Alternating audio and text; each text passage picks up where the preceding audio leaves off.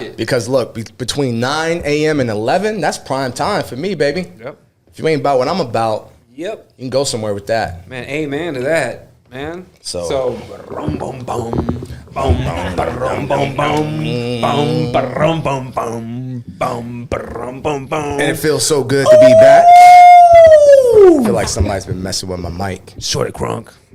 Kiko, you been sitting in my spot, man? Nah, bro. I got my spot right here. You gonna give us the intro? I can keep going with Little John and the Yang. Happy holidays. Welcome back to Off the Mark. I am Harris. That's Dupre, and that's Kiko. What up? What's up? What's up, fellas? So, man, look, people are nasty. Yeah. Okay, and that the Chris Rock thing has been one of our more popular segments. It's bubbling. Our swamp ass was another one of our more popular segments. So I say that because, like, a lot of people like to deny, right, that they like that kind of stuff, right? It's like my boy used to say, you know, that people want black things but not black problems. Man, that is the truth. And so I look at it like, you know, the nasty stuff. You know, how our views have played out, and however we don't set out to talk about that stuff. It just kind of pops up. Like, it's not that we're like, we kind of write this stuff down. It comes across. It's just organic because it's just the way the three of us vibe. Right. It's just who we are in terms of, like, well, I mean, we go back to Weezy's first principle in terms of, like, what is the podcast about? It's dudes having conversations, right? Unfiltered, raw, like your girl likes it. Like honey, know what I miss? Yeah. So it's, I look at that and it's just part of our natural dialogue, but it's not unique to us. I mean, I don't watch porn. I don't go to adult stores. You don't? No, I don't. Okay. Not that liquor store, the X-rated section? I haven't hit that up. but somebody's doing it. Yeah. Somebody's visiting the adult store. Somebody's watching porn. Somebody's doing OnlyFans. Shout out to Pepper. Come on, y'all. What's up? Because it's a burgeoning, thriving, excelling, like multi-billion-dollar like industry. But there's people that'll turn up their nose in the public forum. You know, the people might, like, you know, offline say, hey guys, maybe that's not what you should be doing, right? Or, you know, I've got that a little bit just because of the industry I'm in, or, you know, maybe somebody's kids, or I'm like, hey, get your kids off of IG. Right. You know, they should be reading a book, not listening to Mark Dupre talk about scattered ass. No doubt. Shout out to Mike Lowry. But they, you know, we do it in the public forum because it's part of just our natural conversation, right? So it's not that, you know, we're nasty degenerates. You know, that are like seeking this out on a daily basis. You know, you think about it, like just society in general. We elected a president that said grab him by the pussy. Did we not? Yeah. A lot of people voted for him. A lot of people voted for him. It was just all over the news. A lot of women voted for him. Yeah. And so we just aren't the only dudes that are doing that. We're just having dude conversations. Don't get mad at us for what guys talk about. We're just pulling back the curtain, you know, kind of exposing the wizard. A little double entendre, keep your wizard in your pants. I like that. Hit him with a triple entendre, and I'm gonna be really impressed. Right? Yeah. So yeah, I mean that's my take on it. Like, we're gonna keep doing what we do because we're gonna give the audience what they want, even though on the surface level they say that's not what they want. So here's a funny dichotomy for me, and I just like the way my mind works in some weird math. So everybody denies watching porn. You'll never get one person in public say, I watch porn. Right. But then you'll have a lot of people that say that they pay their taxes. Yeah. Now, if you look at the analytics from the CBO, the Congressional Budget Office, they'll show that there's a deficit of what we spend versus what we bring in. And now how the United States government spends money is via taxes. Yeah. Now, I know a lot of people aren't correct when it comes to taxes because that's what I do for a living. I spend my life studying, doing returns. I see people, you know, taking chances, damn near avoid. It's a thin line between avoidance and evasion. All right. Yeah. So my point is this: you have a lot of people denying that they watch porn, and you have a lot of people saying that they pay taxes when they don't. So my thought process is the people who are saying they're paying taxes and not are the motherfuckers who are watching porn, and that's where our tax dollars are going. I like that full circle moment there, man. That was pretty good. I really like that. Cheers. Yeah, man. I mean, Charles Barkley said it, right? I'm not your role model. Amen. back in the 90s. Yeah. You know, I think that there is a slippery slope on you know, where you hang your hat as it relates to, you know, teaching the youth or teaching, you know, your peer groups or teaching your luminaries. I think that, to your point, what makes this really authentic is that we're just up here being ourselves, you know, irrespective of what somebody outside of this group may think. You know, these are just our actual thoughts in the moment, spur of the moment, you know, contrary to you having your notes there, me having my notes here, Kiko sometimes having notes. This isn't scripted. This is really just off the cuff, off the mark. Off the mark. You know what I mean? So for all you guys who are taking offense to it, good job. Yeah, right. We're doing something right. It's the old stripper mantra, man. I'd rather be hated or loved but never ignored. Right? Cheers to that. Cheers Love to that. Hated, loved, but never ignored. Yeah. So we're at the end of the year now, right? And this is sir. about the time where people start putting together their New Year's resolutions and their goals, their aims and ambitions of what 2024 should look like. And I'm not a person that really does that. I do have some sightline on what I would like to accomplish, but it isn't, you know, in the standard format of like a New Year's resolution, right? Because I just feel like every day should be a new year for you. Your mindset going into waking up is, while I'm blessed to have another opportunity to go at this, why am I going to wait until 2025 January to do something I could do right now? Brother, I mean, it's a huge pet peeve of mine how people are just so dismissive of time. Right. And how they just take it for granted in terms of like, they just think that somehow January 1, January 2, set whatever date that you say that I'm going to start it then, like you think that's just going to be there, for one. For two, think about all the time that you're wasting. Man. Dude, one of the things that we talk about on this show, and we talk about amongst us, and we talked about on our previous iteration, was exit velocity. Yep. Right? Trying to get enough rocket fuel, man, to kind of like escape gravity. It is so damn hard, man. Like, you talk about how your, you know, winter solstice was 5 years ago. Yep. You know, I talk about how the Dupre group started 5.5 years ago.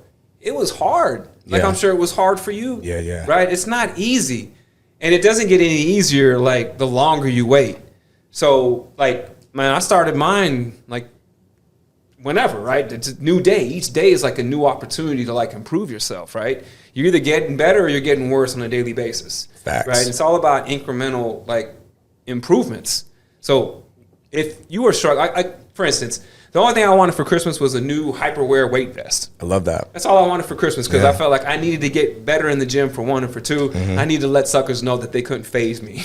I love that. Like, I'm going even harder, and I don't look like I need to go harder. I look like I can take a break, but I can't take a break. Yeah. It's the people who are taking breaks. It's the people who are waiting till January 1, January 2, that are thinking that, right, if I wait long enough, I'll start it then. No, you're actually just causing yourself to delay more, which is just going to make it that much harder for you to get started. That was one of my biggest nags when we were in our former careers as fitness professionals. You know, it reminds me of a client who noted, or a would-be client who noted, I think I need to lose 10 pounds before I can hire you as a trainer, which I think is the craziest thing ever, right? But what that shows me is that there is this huge population of people who are just non-committal, you know, no matter what. Yep. You know, and they are afraid to look themselves in the mirror. I just finished reading a book. So I had a goal this year to read 52 books, right? So I wanted to read a book a week. And sadly, I only got to 49.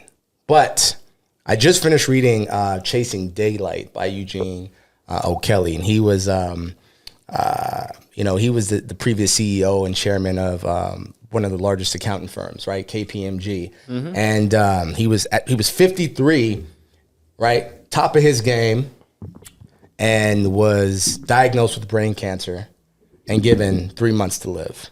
And the story is his final days and how he chose to live them.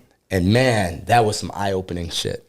So share, like, what did he? Is he still alive? Did he? No, pass? He so passed. he did pass. Yeah, he passed in the time frame that he was allotted. And what did he do with his time in which he was allotted? Man, he has this phrase that he coined. It's called unwinding. So he took every relationship and had a final closing of that relationship, which I thought was beautiful, right? And so he had this like circle graph, and he had like 5 circles, and the outer layer of the circles were the most transactional relationships. And he started there and kind of worked his way in. He admitted that he probably should have went the other way around, but that's up to debate, right? Because by the time he had time for his closest, he didn't have as much time to spend. right? Yeah. He didn't have his faculties. He didn't have his health. He didn't have his strength. But I mean, that's a coin flip right there. Right. Either way. But you know what it reminded me of though is, you know, how precious like these moments actually are, and then what you can do with months to live. Because you know, arguably in the 3 months that he had lived with this new frame of mind, he said that he had lived in that 3 months better than he had lived the previous 5 years. Makes sense. That makes sense. In terms of quality of conversation, in terms of timeouts. He probably felt more alive. Yeah. Because now like death was imminent and he knew exactly right when it was coming. Whereas most people just go about assuming we just have so much more time. Like if you're blessed, you'll have 75 summers, 75 winters, 75 springs, right? But is it a rich 75? Like, because people are so cavalier with time. Yeah. You know, I look at like when Kobe passed and we did that podcast and we talked about, man, that guy lived a robust 40 some odd years of life. He lived more compacted in that 40 years of life than somebody with 80 years of life. To your point about the... Yeah. But I mean, the book just it's like must the end of your life be the worst part of your life, and or can it be made to be the best? And like he was such a high strung professional, and everything that he did, he even had to get death right. And there were some cold takeaways from that. So I'm gonna share with the whole group, our whole audience, the 49 books that I read this year, and you guys do what you want with it. But that would be one of my top recommendations is Chasing Daylight. I like that. I don't know if I read any new books this year because I have a philosophy on reading books that I adopted several years back. And because I don't absorb information like you do. I have to reread some shit. Yeah, I'm the same way. So I have my catalog of books that I do read, and I can't read books linearly in terms of like open one book, read one book straight through. I don't do that like that either. I read like 3 of them at a time. Yeah, I'm like 3. It just, sometimes I'll just think of some random shit. Yeah. You know, and then just pop open a book that I have. But, you know, I've read, you know, there's these just fundamental books, man, that I keep reading that I think really have helped me grow and develop. You know, The Black Swan's one of them. Yep. Another one is called The Rational Optimist, and the other one is called Sapiens. And I find myself revisiting these books time and time and time and time again. And every time I reread them, I learn something new from these books. 3 different authors, 3 different perspectives, 3 different approaches to the world. You know, and my thing is like there's this optimism that is presented in these books, but in a very unique way in each book and how you just approach life. Yeah. You know, so those are 3 books I could never like recommend enough. I mean, there's a bunch of other books that I read, but those 3 right now are like, next year at this time, I'll be talking about those 3 books. That's dope. Again, yeah. Yeah, I think your boy Naval, you know, he kind of subscribes to the same thing. Yeah. It's like, don't get in the habit of reading books just to say you read them and actually not understand fully It's what it is as a reading. vanity metric. Yeah, because a lot of people do that. That's not what I'm doing, right? No, Here look, at all. Harris is... I'm a voracious reader. He's right? an autodidact for one, but he's like a sponge, and some people just have a unique ability to read something and it sticks. That's why I put my shit on Do Not Disturb. Rookie mistake. Mine's usually on Do Not Disturb. And Wheezy's our technician. Boy, we in trouble. That is We funny. in trouble. Yeah, man. But Sapiens is a great book, man. And then I would say if you guys do get to Sapiens right after that, look at Homo Do, right? Because that would be like Sapiens is going to talk to you about like where we were to where we're at, and Homo Do is going to talk to you about where we're at to where we're going. I re-listened to a podcast that Naval Harari? Yeah. I forgot. Oh, you talking about the author. Yeah. Yuval Noah. Yeah. Got confused with my Naval. Yeah. I re-listened to a podcast that he did with Lex Friedman, and they were talking about that book. And I'm like, I gotta get that book. Yeah. You know, because I just think he's like a really out of the box. Yeah, some cool game in there, man. It just like there was one concept in there that made me think, oh, that's pretty interesting. First of all, like if we did live a lot longer than we actually do now, right? You got to think about like what that does to the resources that are available for us right now. We're already coming to a point where we're like overly populated, right? See, if you read The Rational Optimist, they talk about how population is actually on the decline. Yeah. And actually, we're going to peak out at about 9 bill.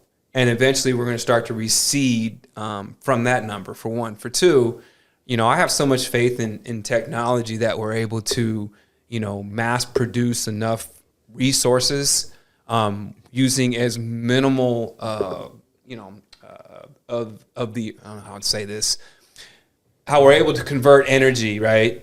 And use that energy using minimal resources, right, to help feed the population, house the population, uplift the population. That being said, yes, the Earth is finite, right? Yeah. But that's why you got like Jeff Bezos with like Blue Origin, where his sole mission is to create space stations in Earth. Kind of like, remember the movie Interstellar? I do. At the end where they have that space station, it's basically a replica of like Earth, right? That's what he's trying to do. So where you're going to have colonies, he's like, there's no reason why we can't have 1 trillion people living in space and Earth becomes then a destination. Some people may want to choose to live on Earth, but we're going to have all these space stations. Well, that's a whole different game. Yeah, right? and then because there's we're off planet. We're off planet, but what he's saying is it's like we have to go off planet, right, in order to save the Earth. So he acknowledges it like, look, I understand there's finite resources. I understand we're damaging the Earth. We've done a lot of damage in the last couple hundred years, but we got time. And if we let the Elon Musk, if we let the Jeff Bezos, let them do their thing, give them the entrepreneurial zeal that they need and the funding that they need and the backing that they need, you know, I have faith and belief in these guys that they're going to get it done. No, I like that. But, you know, the book, it just I think toes the line on some of that, and it gives us a glimpse of the dreams and nightmares that are kind of going to shape the 21st century, right? If you think about just described statuses, like let's say marriage. Let's say you live to be 120 years old. Yeah, you get married at 35. Woo, what's already changed? Think about that's crazy, right? Whoa. What people used to get. You know what's weird is that I actually just read this book called The Meaning of Marriage. And like the person that you marry is not the same person that you're with like 5, 10, 15, 20 years later. So you're marrying a completely different person. Yeah. And it's like mind-boggling for me because I see that in my wife. Yeah. The person I married, you know, back in 2015 is totally different, you know, like I'm a totally different person. Right. And it's funny that we're talking about books because like I was just thinking about that and Harris brought up marriage and I can only imagine living up to 120 years, growing old with the same person. Yeah, man. I think it would just push out the time frames because people used to get married at 15, right? Because, you know, life expectancy was 35, 40 years old.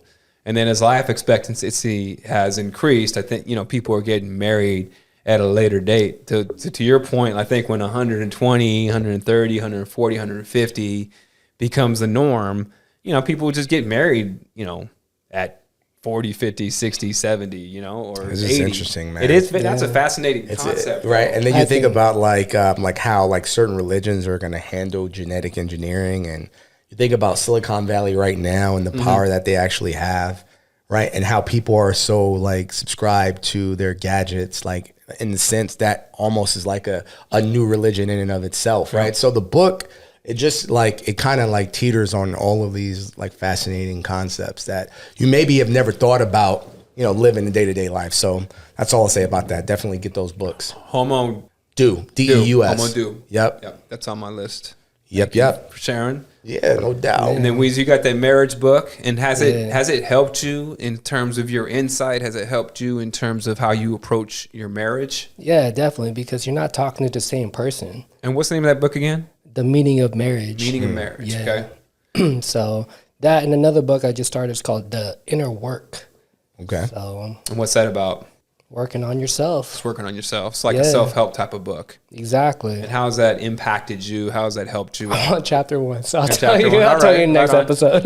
Back to your marriage though, like, because I didn't realize you guys have been married for so long. Yeah, and we've known each other since 2011. Wow! So Shout it's out to been- Lifetime bringing yeah. people together. So it's been like we had our ups and downs, We're all here right? together because of LT. But I'm just More or like less. I'm just smiling right now because Yeah. I'm just thinking about like, man, how cool would it be to grow old with somebody? You know, If you have a good relationship, you know, yeah. Somebody- But have you guys? So you guys have grown together, yeah, not apart. yeah, Okay. definitely. I ran into a guy that I knew back in the day over at the Durango Resort, nice new property here in Vegas. And Go check out Miho, awesome restaurant. Yeah, it's good. Did you go in the Speakeasy?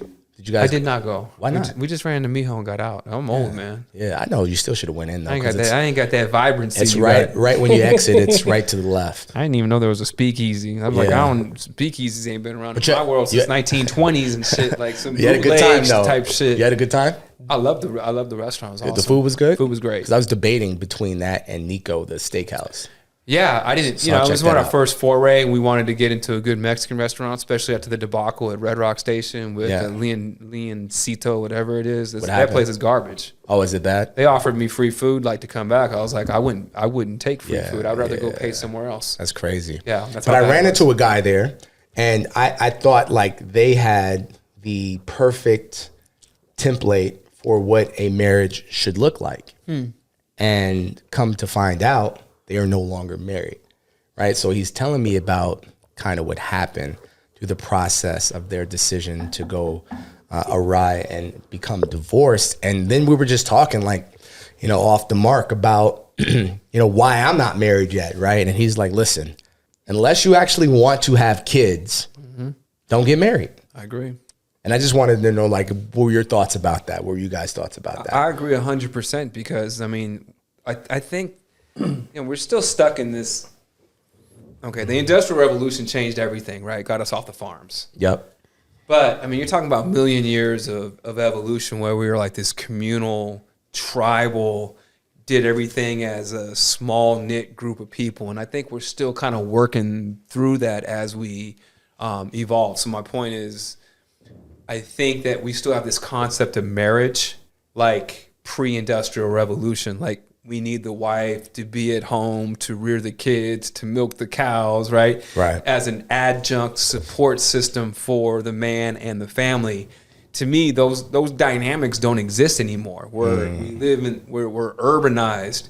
You know, women have been liberated from the man and liberated from the farm. So we're dealing with a different species in terms of women, and I think it's a beautiful thing. And I think any progressive society, you know, has women that are now, you know, leaders, influencers, luminaries, and so they're way more independent, right? Where, you know, we've always had this independence because, you know, it's pretty much a patriarchal type society. So to answer your question, yeah, I think it's a bonus. You know, in my relationship, I've been with the same person for 12 years. We live apart, and we have pretty much a pretty good relationship. And I read an article the day ago in Wall Street Journal. It's like, it's okay to sleep in separate beds. I Like, just it read that You as read well. that? I read Yeah. that same article. And so to tie that back in, I think you can make it work. A marriage doesn't keep two people together. Right. You know, That's kids great. don't keep people together. That's some good insight, man. Didn't we talk about marriage the last Yeah. time we were talking about, like, you know, the more expensive the wedding. And, Right. And we live in a city where we have a high incidence of divorces, right? Man, the divorce rates are crazy. It makes so- me think, like, is marriage outdated? Like the concept of I it. think it is. I think it's back. I think it's outdated to the sense of pre-industrial revolution. I think it's outdated like the farm. Yeah. You know, unless you're going to have kids. Yeah. You know, but there's bad parents who are married, right? You can be a good parent and not be married. But I get setting the example for the kids, right? Because you do need that. We go back to our word, unity. Unity. UNITY. Right. That's some good game. You know, my take. I feel like, you know, I think that what's really cool about our demographic is that we are probably like the last generation that lived before the internet, right? And also are living through the internet, right? Whereas everybody after us, they only know one way. Yeah. Yep. Right. And so for me growing up, like the concept of marriage always seemed fanciful to me. But, It's that Pollyanna view of the world and how things operate, and that's cool. It's a there's nothing wrong. It's like a Disneyland It's fairy tale. I was just thinking the same Fairy thing. tale is the word, Storybook, you know. But for me, it's like I only want to do it one time.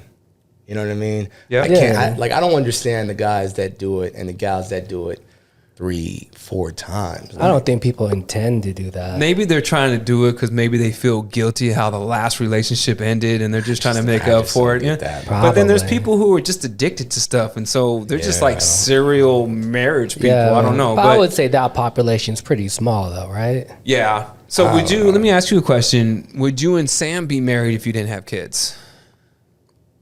Well, we both wanted kids. So you got married with the idea of having kids. Yeah, I saw her. She's like gonna be the mother of my kids. But if you guys weren't gonna have kids, would you have gotten married? Since you're the married one of the crew with kids. Say that question. So if you say you guys met and you're like, yeah, I don't want kids, and Sam was like, yeah, I don't want kids, would you guys still have gotten married? I know it's counterfactual. I don't know. That's a good answer. I don't That's know. a fair question. I don't know because Yeah. I've always wanted kids. You know. If you didn't want kids, would you get married? If I didn't want kids, Yeah, would you be living with me in that third floor loft over probably. here that you're trying to get me to get? Probably. We'd be partying every just night with some scattered ass and stuff. Yeah, yeah. Listen probably. to Little John and shit. I mean, I'm not gonna lie. I'm like listening to I always live vicariously like from other people. You know, and it sounds really exciting to be single, but I know there's the other end of that because I was single myself. So you know, I mean, we're social creatures, right? Yeah. You know, No doubt. Harris is always talking about like social currency, right? Yeah. And just like those interactions and those meaningful and impactful relationships. And that's super important for us as a species because I really believe, and I think I got this from Harari, was that the reason why, humans survived and, we're Darwinian, like through natural selection, like we're able to conquer like the Neanderthals and all these other like humanoids was that collectively we operate more flexibly and in larger groups than the other species did. And that's why they went extinct. And that's why we thrived because we were able to come together, work together, build stuff together, and our collective brain power has made us a superior species than any other thing that's ever walked the face of this earth. 1000%.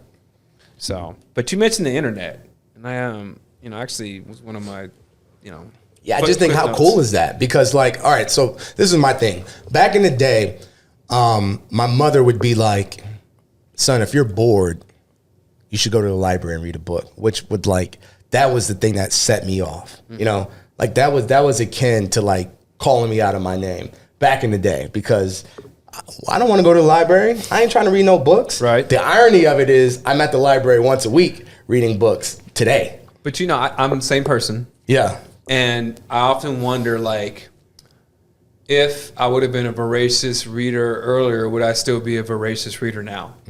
So I play that counterfactual game. And so what brings me solace is that I'm a voracious reader now to make up for the reading I didn't do. Yep. But then I listen to people that read at a really early age, and they still read. Yeah. And I'm like, oh my God, dude, I missed out 20 years of I was going to really, say that. When your brain is more impressionable and it's the like Charlie Plato, Mungers right? of the world, yeah, right. You think about that, and I'm like, well, at least we're doing it now and we're playing catch up, right? And we're improving ourselves. Yeah. But it's hard. I'm like you. I was like, it was anathema to me, man. I didn't want to read to save my life, man. But I was thinking how interesting it was of a concept because back in the day, we actually had the luxury and the privilege of being bored. Yeah. Whereas today, if you're bored, all you gotta do is pull out your phone. Yeah. So it's almost like you have to fight to have stillness today. And think about it. It's also instead of pulling out your dick, you pull out your phone. And I Yeah. mean this in the real world. There's a reason why we have the replacement rate for families have gone down from 2.1 to 1.7, and it's going down globally. It's because like originally it was because of TV. Yeah. Because people weren't like, you know, fucking at night. They were watching like, you know, Leave It to Beaver. Johnny Carson. Johnny Carson, right? Love Johnny Carson. God, I wanted to be Johnny Carson, man. I really, really did love that show. But now the phone, right? How like when you go out and you watch people like young couples, man, how many of them are on their phone? All the time. Like they're not getting that stimuli, man, that we got when we were growing up. Like you were looking across from the girl sitting at Olive Garden, for sure, wondering how you were going to pay for this $40 dinner, but you were also wondering how you were going to get in her pants that night. So I think that you know, pulling the phone out of the pocket has replaced pulling the dick out of the pants. Well, I mean, some communication opportunities have certainly been created by the internet, but I don't necessarily like deem those to be like better than for like sure what existed beforehand, right? No, I think human, like what we're doing, this interaction, what we're doing is way more meaningful than me just getting on the phone and just scrolling through some shit. I saw a kid I used to train at Flower Child with his like would-be interest, and instead of going up to her and saying, hey, like I'm such and such, I've been digging you, he decided to go on his phone and go to her Instagram and send her a direct message when she was literally right there. Like, and to me, that's crazy that's the kind of world that we're living in. I would say this, though. I would only give him an excuse because I know how, you know, confident you are and how you approach women. A lot of guys are petrified to approach a woman. Like, you start listing off the things like, what are the things that you're scared of in this life? One of them is just rolling up to a girl. Yeah. You gotta saying, fight that though, Don. You do. No, I agree. And that you have to, but I'm saying, but it's very hard. So I'm going to give my man Appreciate that. a little bit of a pass, but yeah, it's so much easier just to like send somebody I agree a with message. Harris. Nah, no pass from me. Yeah. You gotta, we gotta run up on that. You girl. gotta have the 4 C's, right? You gotta have some courage. Yeah, but you guys are different. You some guys are confidence. You gotta have the cachet, right? And the cock. Yeah, I was gonna leave the other C for y'all to figure out on your own, but there it is. No, I knew at this cat when I was working in Nike Town back in the day. He was like, he gave me the 3 G's. It was like the goodie, the game, the gear. There it is. You know, so like same thing. You got the 4 C's. You know, you do have to have that, but not a lot of people do. You know, which is crazy because and they use like these methods of circumvention to try to talk to a girl, right? Where you know, I think Harris has like this like healthy curiosity for people. Yeah, and I think when you approach people, you're genuinely curious about their disposition. Authentic. You know, that's why it doesn't come off like he's trying to hit on anybody. Yeah, he's just being a human talking to another human. Most of the time, and just being around him, I felt that and learned that through like osmosis. Yeah. Nah, I think it's true. I appreciate that. Well, I think it's us, like, you know, I'm not as confident as Harris is in that social setting, but I've also been out of the game for a long time. And my shtick has always been like, okay, so back in the day, you know, I was dating this girl. She was fine. You know, she had nice whips and stuff like that. And I was going to the barbershop back when I had hair, could get a fade. You know, before my shit turned into an archipelago on the top of my head. That's funny. But he saw me like driving this range, right? And so he's like, and he's like, oh, I saw how you got her. And I was like, how'd I get her? And he's like, that range game. And I'm like, shit, that ain't mine, that's hers. He's like, what? He's like, how'd you pull that? I'm like, because the cat's like you. He's like, what you mean? I'm like, man, women are very predictable in the sense that, especially hot women, is like, it's a 99 dude theory. Like, you got 99 dudes rolling up on her, right? Telling her how great she is, how fine she is, how awesome she is, like in a controlled environment. And then she's only going to be worried about the one motherfucker that ain't talking to her. I said, that's me. Yeah, most of the time. I was like, that's how I reeled her in. Yeah. You know, Posing because to be chosen. Yeah, that's my game. Yeah, that and talk. that the posing to be chosen is Harris's game. So we all have like our own secret little game, you know, that works for us. Like, I couldn't do what Harris does because I just wouldn't come across because I'm not going to lie, I don't know if I'm genuinely interested in people. There's nothing wrong with that. It's like Keisha says, Mark does Mark. I'm like, fuck yeah. If you don't do yourself, ain't no one going to do you. And you have to have like this fucking uncanny, unrealistic like belief in yourself. Yeah. Especially when you're an entrepreneur, man, because it's fucking lonely. It is. And if you don't believe you can do it, like when you're making your albums, right? If you don't believe, man, no one gives a fuck and no one's there to help you. They just want to see the end product. Yeah. And they congratulate you, but not see all the work that went into it for them to see that work that you finally did. Facts. And all the sacrifice and Amen all the to late that. nights. My sacrifice. Yeah, one time for Hello, my friend, we meet again. It's been a while. Where should we begin? Feels like forever. That's it right there, man. I didn't know that was a song about Jesus. Yeah. Yeah, and then I was like, Creed's oh, they're all a about Christian that, band. man. Yeah, they're a Christian rock band. Are they? Yeah, man. Yeah, the first mainstream Christian rock band. They rocked though, man. They did a good definitely job. rocked. So How's the chorus go in that song? When you are with me, I'm free. Yes, I'm helpless. I believe. Joe Cocker wants to come out so bad right now. above all the What all of others, the ocean will fly. Motherfuckers be making love to the mic and shit. It's Don't act like it's your first time. It's not your first time. My sacrifice. Yeah, it's a great song, man. It's a beautiful song. I It's a love good that song song. to run to. Yeah, right? I do run to that song. And so the curiosity part, I think, comes from, this is how I look at things. Like, I'm 39 years old. Lord willing, I'll be 40 in July. You know what's crazy about, I'm sorry, but Go ahead, it's yeah, crazy yeah. about 39? What?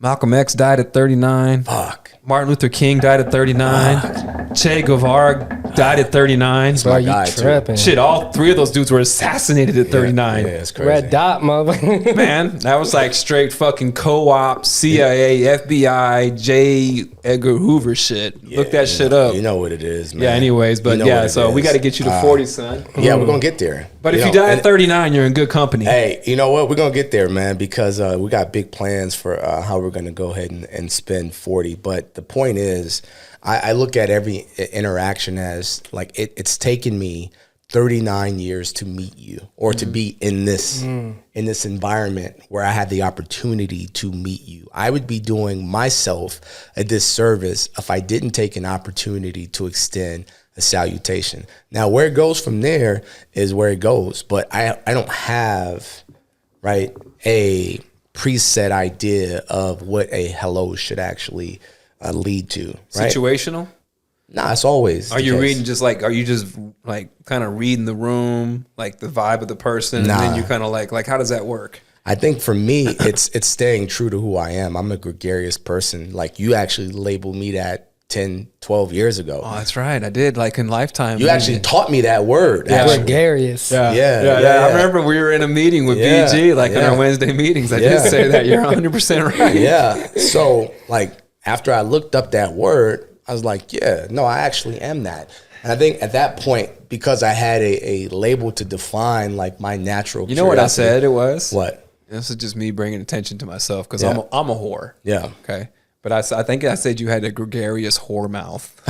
Is that what you said? I don't remember what it was, but I do Damn. remember that I just word. because I remember the look on Brian's face was like, Yeah, I think he always. I just dropped the floor. Like, he's always got that look. why did I ask you anything? He's always got that look. But that's where it stems from, man. You know, and I think if we all kind of took a little bit of that into every day and every setting, I feel like we would have a more united front here in the United States. I agree. I think if someone like squares up on me, like their body sort of like directs Square up towards me. like squabbing Like, or it don't what? matter. Like, Okay. well, like, you know, like, I thought you meant, like, or even square up, eye like- contact. Yeah. I go by like the, the body language of somebody. Yeah. Then I'll approach them and talk to them and Yeah. interact with the person. But if their body language is not like squared up to me at all, like they're doing whatever, then I'll just leave them alone. I've had to be more gregarious, since that's our buzzword, as a business owner, because I'm like, how do you get people through the doors? And then how do you get people to transact with you? They're only going to transact with you if they like to do business with people that they like, because I only like to do business with people that I like. I only go frequent places that, provide the type of service that I like. So it was a fundamental shift for me, so I learned from you. Thank you. And how to be more open and talk to people and be more inviting and welcoming, the LT terms that we had, and try to learn those lessons and apply it to my current profession. And it's actually the driver of my revenue. It's not, obviously I have to know taxes. Obviously I'm a CPA. Obviously I have the degree. Obviously I have X amount of years in the industry. But the thing that gets the people through the doors and maintains the relationships is the investment that I put into the relationships. What's that? The booty shaking. Yeah, the booty shaking's in the beginning, man. You know, you overpromise, underdeliver. Overpromise, underdeliver, right? And then you just get enough of that, man. And then you just fight like hell to keep that thing going. But you probably should not start your own business if it's just you and you have no people skills. You should partner with somebody. You know, and generally that's how it works. The formula is you have a Steve Jobs, who's the salesman, and you have a Wozniak, who's the technician. You know, and then Microsoft, you had Bill Gates, and then he had his cohorts that he worked with. You need someone to sell, man. Yeah. You need a pitch man. You need a guy that sells the, you know, that kind of like excites the imagination, right? It's a great storyteller. Like if you look at any leader, any effectual leader, they tell a story, right? And people believe it. I mean, even bad leaders, even like some of the most disastrous villains of all time, were great storytellers. I'll probably get canceled for saying this, but Hitler was a great storyteller. If you look at his pedigree as a person, he didn't do shit. He was a horrible soldier, didn't have any academic records, wasn't a businessman. He was just a great orator, for lack of a better word. And I hate to give somebody like that any props, but how does somebody like that, right, come from absolute obscurity to do what he did, you know, and all the, you know, the catastrophe that he caused and the human suffering that he caused at a global, you know, scale that we never seen before, and knock on wood, we haven't seen since. It was his ability to tell a story, you know, and that's very magnetic, and that's what attracts people because, you know, you think about, you know, millions of years ago, people would just sit around the campfire, right? Tell story. Yeah. You know, before the alphabet was developed, before the printing press was developed, it was all about imagination. And that's why imagination is like so powerful. That's why storytelling is so powerful. It takes us back to like those, you know, pre-cognitive days, like before the cognitive revolution hit like 10,000 years ago, right? You would sit around in your packs and just tell stories. Yeah, which is why this is going to be such a hit. And while it's already resonating with people, right? Because we're just sitting around telling stories, right? Modern day version of a campfire. Right? Yeah, I like that, man. That's something to add. Yeah. To like, you know, dudes just sitting around conversating like your modern day around. version of a campfire. Just sitting around the campfire, right? Just having conversations. We'll add that to the list. Definitely. Yeah. That's what it is. It should lead kind of with that. And you know, but it's just in the it's in the internet era, right? So because you had brought up the internet, and you know, I was reading something on the internet. I didn't today. make my point on that though. Like, get to your point. I keep interrupting you. No, it's all good. My train of thought's been derailed. But I guess the thing I was just thinking of how interesting it is that before, like, being bored was such a like, it felt like death. Being bored, being bored, right? And now, like, you almost want to have that level of stillness in your life because so much is vying for your attention and time nowadays. And we talked about a couple weeks back on one of our episodes about how time is like the biggest commodity. But I would argue that like attention would be 1B to that 1A, and maybe like go vice versa, right? Because like having your, like, if you have a person's attention, then you can manipulate the time in any way. But yeah, I think that's what I was trying to go with that. I don't remember. So play that out for me, because I'm like, so say, who would you be talking to when you're manipulating? Are you're manipulating the time, or you're manipulating the attention? If you get their attention, you can manipulate their time. Give us an example. I want some game here, man. I'm trying to learn from the master. Let me think of something while you're going into that next point. Okay. Yeah. So we were talking about the internet, and I was reading about the internet today, and it was, you know, we talk about this is our internet campfire, and I think I wrote in the notes where it's like, you know, the revolution won't be televised. Oh man, Gil Scott Heron, that's a good one. Yeah, man. We're actually living through a revolution right now, and we just don't see it because we're involved and we're plugged into it like every day. But we're in the digital internet revolution. Everything is like dramatically changing and transforming, like right in front of our eyes. And, you know, 100 years from now, 200 years from now, people are going to look back on this as like as important, if not more important, as the Industrial Revolution, right? And the beautiful thing about this revolution is that it's kind of like bloodless. If you think of all the revolutions that have ever happened, even the Industrial Revolution, that was hard, man. You got to get people from the farms, into urban centers, living in slums. Now, the urban centers were better than where they were coming from. Yeah. But they were still slums, and people were still living in, abject poverty. And they were still like bad health standards, weren't eating, and they were poor.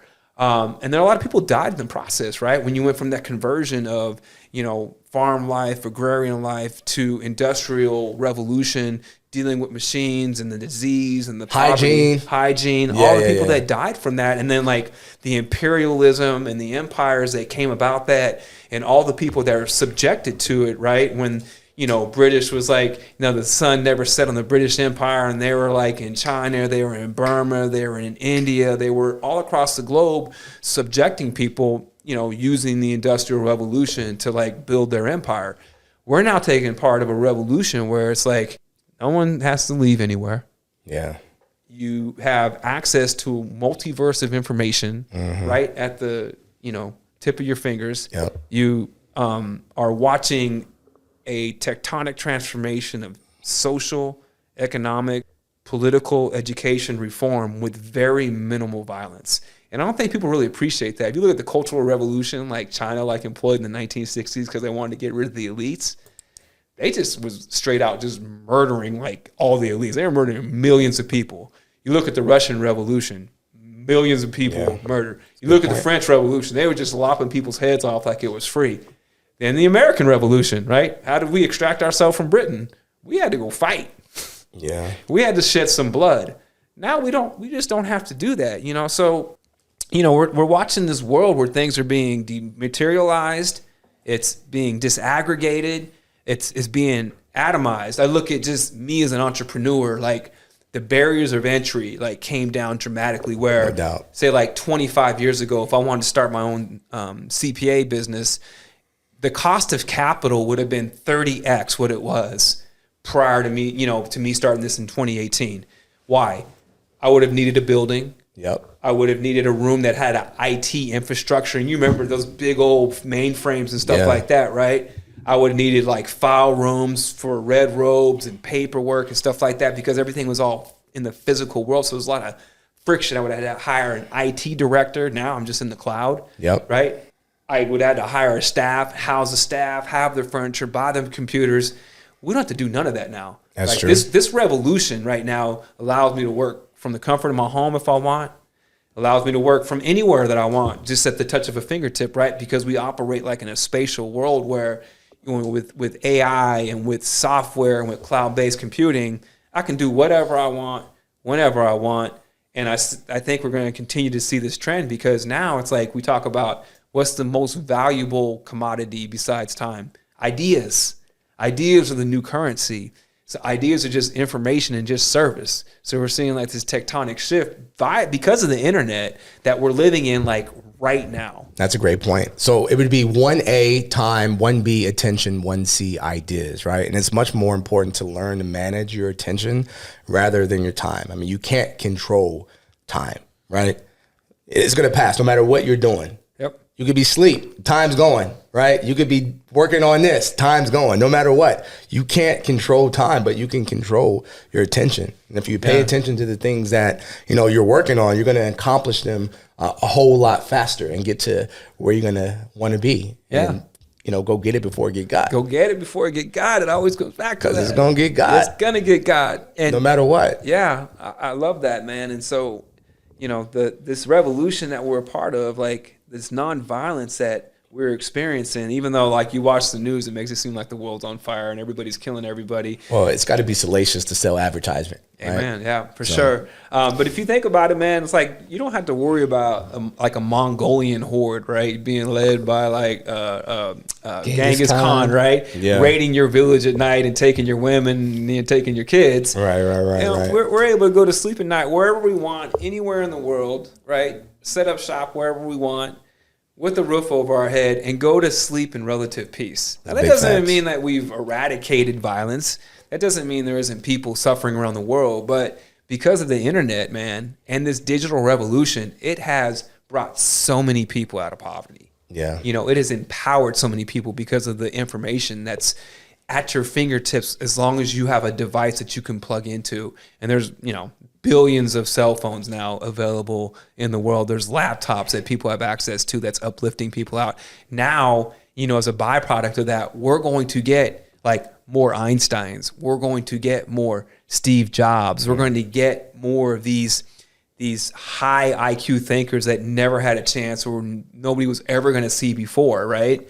And it's going to get us to that point where we were talking about earlier in this episode, like how are we going to be able to get off the earth, right? Yeah. We're going to need these people that are now have access to the iPhones that are using AI or Chat GPT. That's now going to increase your IQ, right? So you got 130 IQ, you got Chat GPT, your IQ jumps to like 170, that's like crazy. 180. And so now because of that, because of this revolution that we're living in, we are going to free ourselves and liberate ourselves from like being slaves of the scarce resources of the earth, and get to space. But then you have to worry about being a slave to like the digital revolution, right? Because now we're just kind of creeping into the World Wide Web 2.0, right? Yeah. And so back to Homo Do, they talk about what the 3.0 version of the World Wide Web is actually going to look like. What's that look like? It's sexy. I don't want to give it away. You got to read the book. I'll read the book. Spoiler alert. Yeah, you got to read the book, right? But it's really, really interesting because no matter what, it always goes back to like conquerors and slaves. Yeah. But it's different, but it's going to be more in a digital realm. If you think about it, like pre-industrial revolution, us using like coal, right, and having electricity, like how we currently live our lives and the amount of wattage and calories and stuff that we consume on a daily basis. If you go back like pre-1800s, it would have taken like 150 slaves per person to produce the output that you consume on a daily basis. Yeah, that's a trip. Now you don't need that. Yeah, now you don't need that, right? Now electricity is your slave. It's like this invisible thing that nobody can see, that nobody can touch, right? Just powering this podcast right now. Yep. Great points. Man, I love it. What do you think, Kiko? I'd be interested to know, like, if you looked into the future, like, who's going to be the winners, who's going to be the losers. Because I think it's in our nature as humans to make some people small, make their lives small so that others can grow. Mm-hmm. I think that's always going to be a dynamic. So I was wondering, like, who are going to be the masters? Who are going to be the slaves in the future? Like, that's something to ponder, I think. Because if we aren't aware, if we don't see what's in front of us, we might just run into it. But that right there is the key point. Be aware, be observant, be literate. Don't hate math. Don't hate science. Like, that doesn't mean you have to go out and be an astrophysicist, but be aware of this stuff. Learn this stuff at least at a secondary level. Yeah, that's so important. That you have your head on a swivel. Like, how do you survive the hood? You have your head on a fucking swivel, man. You got to be informed. You got to be informed, right? Literacy will raise you out of poverty. Literacy will improve your life because you're informed. Yeah. Now, that doesn't mean like, someone comes with a bigger gun and puts it to your head, right? Yeah, but that also doesn't necessarily mean that you're going to be happier because of it. That's the thing. I remember DMX, my favorite, Flesh of my flesh, blood of my blood, and before that is Dark and Hell is Hot. Yeah. That was my very first album, right? So let's talk about that for a minute, because I think I was having this discussion with the young teeny bopper. I'm like, you don't appreciate shit about teeny music. Teeny bopper, I love that. Yeah, because kids nowadays, right, you give a record like 20 or 30 seconds before you dismiss it. Like, you don't know, like, the context of what they're saying, the instruments that they're using, like, what it took to mix and master this record. You just don't appreciate it, right? Yeah. And I told this kid, like, back in my day, like, a real decision was, do I take this $20 and buy this DMX album, or do I catch the bus for the rest of the week? You know what I mean? Yeah. Because it was like a 10-block walk to the warehouse, which I was like willing, ready, and able to. And then you had to bypass the whole parental advisory sticker, right? I had to get this Korean guy who was, of age to buy the record for me. I ended up buying the record, right? And spoiler alert. Yeah, spoiler alert. But in that song, or in that album, he has a song, and he talks about ignorance is bliss, and so on. sometimes it's better to be thought dumb. Should I go on? Yeah. You know, and I was like, man, I don't know about if that's, you know, but I understand what he means now. Like when you were a kid, though. Yeah. Think about what your view of the world was, even if you had a view of the world. Yes. Like it was really contracted because you could only see so much, right? Yeah. And I think like that is the thing that kind of makes me sad about the 2.0 version of the World Wide Web that we're living in, is because you have people who are exposed to things way earlier than like they can comprehend what it should mean to them. Ignorance is lost, right? Yeah, Youth is lost. the Bliss innocence is lost. Right. It goes back to Ecclesiastes, brother. Yeah, man. You know, with much knowledge comes much sorrow. Yeah, man. So that's that's the thing that kind of like bothers me a little bit when I see kids doing things that you shouldn't be doing for, you know, until you're in your college years. You're doing them in your junior high years, your middle school years. You know, it's like. But that's an American problem, though. You think so? Yeah, because if you look at like, you know, I think in like more third world countries where you have to grow up a lot faster because you have to be a provider for your family, like you don't get the same luxuries that we get here, or just we'll just say in a first world country. There you go.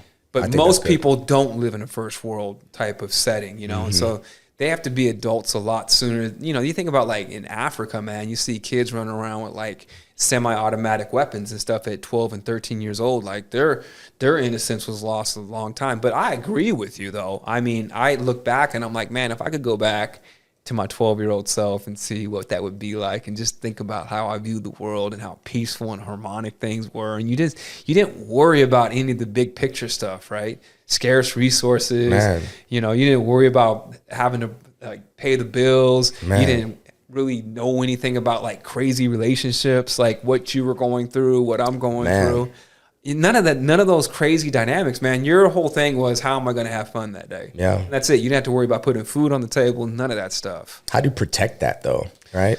It's hard, man. It's very difficult in today's age, man. And especially, you can't unknow what you know. Right. Like, even say we reached a level of, and we will, of financial freedom. We get FU money. Mm-hmm. You still can't unsee what you've seen. You still can't unknow what you know. Like, we're still going to have these conversations. We're still going to see the world a certain way.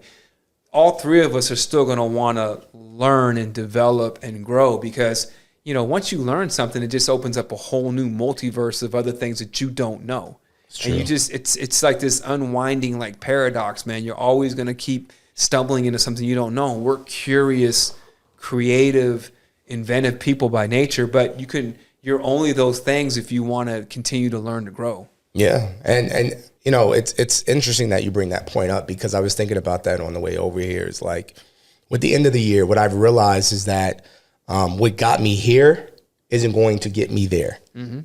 Right. Yeah. You have to redesign now. Yeah, like I have to recalibrate now. Right. Love that. Like I was reading this book, 10X is easier than 2X. And I thought that was like a crazy concept. Mm-hmm. Like when you look at it, it's kind of sticker shock, right? Yeah. But when you break down the fundamentals of it, like it actually makes a whole lot of sense. It makes sense to me because it just goes back to that escape velocity. Yeah. Right. It takes more energy for a rocket just to freaking like what?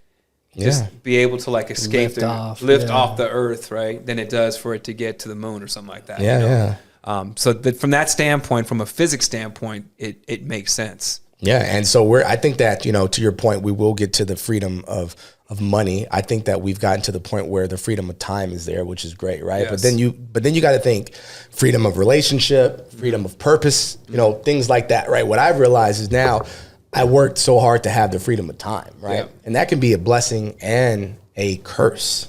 Yep. A lot of people don't realize that. Like when you get the time, what are you going to do with this time? Well, it's like anybody that like when they win the lottery, right? And they think that they have it set. And it's like, you know, like they say money don't change you. It just makes you more of who you are, right? Yeah, and I think like with time, it's the same stuff. It's like if you don't utilize your time wisely, right, you can just spend it, you know, you can misappropriate it, right? You can spend it unwisely.